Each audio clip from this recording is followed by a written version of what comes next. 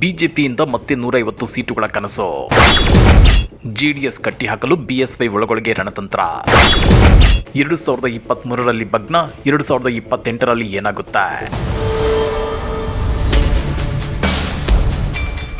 ರಾಜ್ಯ ಬಿಜೆಪಿ ನಾಯಕರು ದೋಸ್ತಿ ಪಕ್ಷ ಜೆಡಿಎಸ್ಗೆ ಬಿಗ್ ಶಾಕ್ ಕೊಡೋದಕ್ಕೆ ಈಗಲೇ ಭರ್ಜರಿ ರಣತಂತ್ರ ಹೆಣೆಯುತ್ತಿದ್ದಾರೆ. ಆ ರಣತಂತ್ರ ಇದೀಗ ದೋಸ್ತಿ ಪಾಳೆಯದಲ್ಲಿ ಬೆಂಕಿ ಬಿರುಗಾಳಿಯನ್ನೇ ಎಬ್ಬಿಸಿದೆ.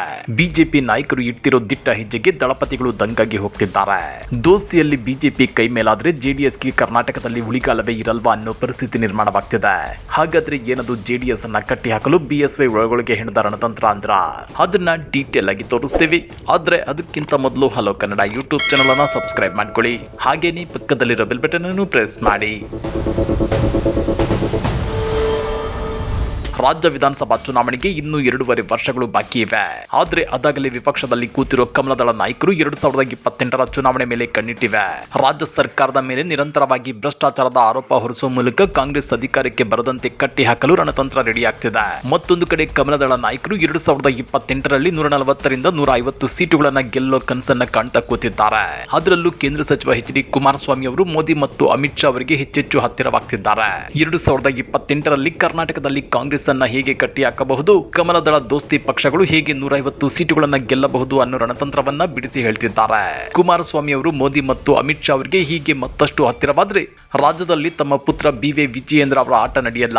ಅವರ ಪ್ರಭಾವ ಕ್ಷೀಣಿಸುತ್ತೆ ಅಂತ ಭಾವಿಸಿರೋ ಬಿಎಸ್ವೈ ಇದೀಗ ಅಖಾಡಕ್ಕೆ ಎಂಟ್ರಿ ಕೊಟ್ಟಿದ್ದಾರೆ. ಬಿಎಸ್ ಯಡಿಯೂರಪ್ಪ ಸಾರ್ವಜನಿಕ ಜೀವನ ಪ್ರವೇಶಿಸಿ 50 ವರ್ಷ ಭರ್ತಿಯಾದ ಹಿನ್ನೆಲೆಯಲ್ಲಿ ಸಿದ್ದರಾಮೋತ್ಸವ ಮಾದರಿಯಲ್ಲಿ ಬೃಹತ್ ಸಮಾವೇಶ ನಡೆಸುವುದಕ್ಕೆ ರಾಜ್ಯ ಬಿಜೆಪಿ ಮುಂದಾಗಿದೆ. ಆ ಮೂಲಕ ಪಕ್ಷದ ಒಳಗೆ ಹಾಗೂ ಹೊರಗೆ ಮಹತ್ವದ ರಾಜಕೀಯ ಸಂದೇಶ ಸಾರಲು ಪ್ರಯತ್ನಗಳು ನಡೆಯುತ್ತಿವೆ ಅಂತ ತಿಳಿದು ಬಂದಿದೆ. ಕರ್ನಾಟಕ ರಾಜಕೀಯದಲ್ಲಿ 4 ದಶಕಗಳಿಗಿಂತ ಹೆಚ್ಚು ಕಾಲ ಪ್ರಭಾವ ಬೀರಿದ ನಾಯಕರಾಗಿ ಯಡಿಯೂರಪ್ಪನವರ ಹೆಸರು ಅಚ್ಚಳಿಯಾಗಿ ಉಳಿದಿದೆ. ಈಗ ಅವರ ರಾಜಕೀಯ ಜೀವನಕ್ಕೆ 50 ವರ್ಷ ಪೂರೈಸುತ್ತಿರುವ ಸಂದರ್ಭದಲ್ಲಿ ಬಿಜೆಪಿ ಅವರನ್ನ ಮತ್ತೆ ಕೇಂದ್ರ ಬಿಂದುವಾಗಿಸಲು ಮುಂದಾಗಿದೆ.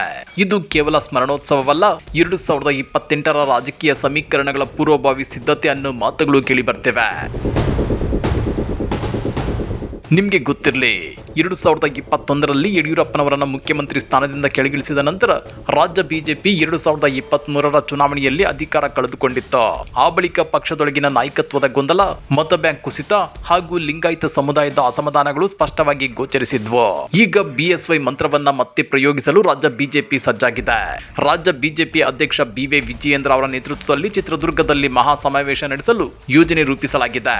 ಕೇಂದ್ರ ಗೃಹ ಸಚಿವ ಅಮಿತ್ ಶಾ ಸೇರಿದಂತೆ ರಾಷ್ಟ್ರೀಯ ನಾಯಕರು ಈ ಸಮಾವೇಶದಲ್ಲಿ ಭಾಗವಹಿಸುವ ಸಾಧ್ಯತೆ ಇದೆ. ಇದೆಲ್ಲದರ ಮಧ್ಯೆ ಕಮಲದಳ ದೋಸ್ತಿ ಅಧಿಕಾರಕ್ಕೆ ಬಂದ್ರೆ ಕುಮಾರಣ್ಣ ನೆಕ್ಸ್ಟ್ ಸಿಎಂ ಅಂತ ಹೇಳ್ಕೊಂಡು ತಿರುಗಾಡ್ತಿರೋ ಜೆಡಿಎಸ್ ಸ್ಪೀಡ್ಗೆ ಬ್ರೇಕ್ ಹಾಕಬೇಕು ಅನ್ನೋದು ಮಾಜಿ ಸಿಎಂ ಬಿ.ಎಸ್. ಯಡಿಯೂರಪ್ಪನವರ ಮುಂದಿರೋ ಅತಿ ದೊಡ್ಡ ಪ್ಲಾನು. ಹೀಗಾಗಿ ಕಮಲದಳ ದೋಸ್ತಿ ಪಕ್ಷಗಳು 150 ಸೀಟು ಗೆಲ್ಲಬೇಕು ಅನ್ನೋ ಇಂಟೆನ್ಷನ್ ಒಂದು ಕಡೆಯಾದ್ರೆ, ಮತ್ತೊಂದು ಕಡೆ ರಾಜ್ಯ ಬಿಜೆಪಿಯೊಂದೇ 114 ಸೀಟನ್ನ ಗೆಲ್ಲಬೇಕು ಅನ್ನೋ ಪ್ರಮುಖ ಉದ್ದೇಶವನ್ನು ಇಟ್ಕೊಂಡಿದೆ. ಅಂದ್ರೆ ಬಿಜೆಪಿ ಪಕ್ಷಕ್ಕೆ ಸ್ಪಷ್ಟ ಬಹುಮತ ಸಿಗಬೇಕು, ಜೆಡಿಎಸ್ ಆಟಕ್ಕುಂಟು ಲೆಕ್ಕಕ್ಕಿಲ್ಲ ಅನ್ನೋ ರೀತಿ ಆಗ್ಬೇಕು. ಆ ಮೂಲಕ ಒಂದೊಮ್ಮೆ 2028ರಲ್ಲಿ ರಾಜ್ಯದಲ್ಲಿ ದೋಸ್ತಿ ಸರ್ಕಾರ ಅಸ್ತಿತ್ವಕ್ಕೆ ಬಂದ್ರು ಜೆಡಿಎಸ್ ಶಕ್ತಿಯನ್ನ ಕುಗ್ಗಿಸಬೇಕು, ಅಪ್ಪ ಮಕ್ಕಳ ಆಟೋಟಾಪಕ್ಕೆ ಕಡಿವಾಣ ಹಾಕಬೇಕು ಅನ್ನೋದು ಬಿಎಸ್ವೈ ಮತ್ತು ಕೆಲ ಬಿಜೆಪಿ ನಾಯಕರ ಬಿಗ್ ಪ್ಲಾನ್ ಅನ್ನೋ ರಾಜಕೀಯ ವಿಶ್ಲೇಷಣೆಗಳಿವೆ. ಆದ್ರೆ ದಳಪತಿಗಳು ದೋಸ್ತಿ ನೆಪದಲ್ಲೇ ಬಿಜೆಪಿ ವಿರುದ್ಧ ಒಳಗೊಳಗೆ ಕುಸ್ತಿಗೆ ಇಳಿದ್ರೆ ಕತೆ ಬೇರೆನೇ ಆಗುತ್ತೆ. ಅಂದ್ರೆ ದೋಸ್ತಿ ಜಗಳ ಹೆಚ್ಚಾದ್ರೆ 2028ರಲ್ಲಿ ರಾಜ್ಯದಲ್ಲಿ ಮತ್ತೆ ಕಾಂಗ್ರೆಸ್ ಭರ್ಜರಿ ದಿಗ್ವಿಜಯ ಸಾಧಿಸಿ ಮತ್ತೆ ಅಧಿಕಾರ ಹಿಡಿದ್ರೂ ಆಶ್ಚರ್ಯವಿಲ್ಲ. ಈ ಬಗ್ಗೆ ನೀವೇನಂತೀರಾ? ಕಮೆಂಟ್ ಮಾಡಿ, ವಿಡಿಯೋ ಲೈಕ್ ಮಾಡಿ, ಶೇರ್ ಮಾಡಿ. ಇಂಥ ಮತ್ತಷ್ಟು ರೋಚಕ ರಾಜಕೀಯ ಸುದ್ದಿಗಳನ್ನು ಮಿಸ್ ಮಾಡದೆ ನೋಡಬೇಕು ಅಂದರೆ ಹಲೋ ಕನ್ನಡ ಯೂಟ್ಯೂಬ್ ಚಾನಲನ್ನು ಸಬ್ಸ್ಕ್ರೈಬ್ ಮಾಡ್ಕೊಳ್ಳಿ.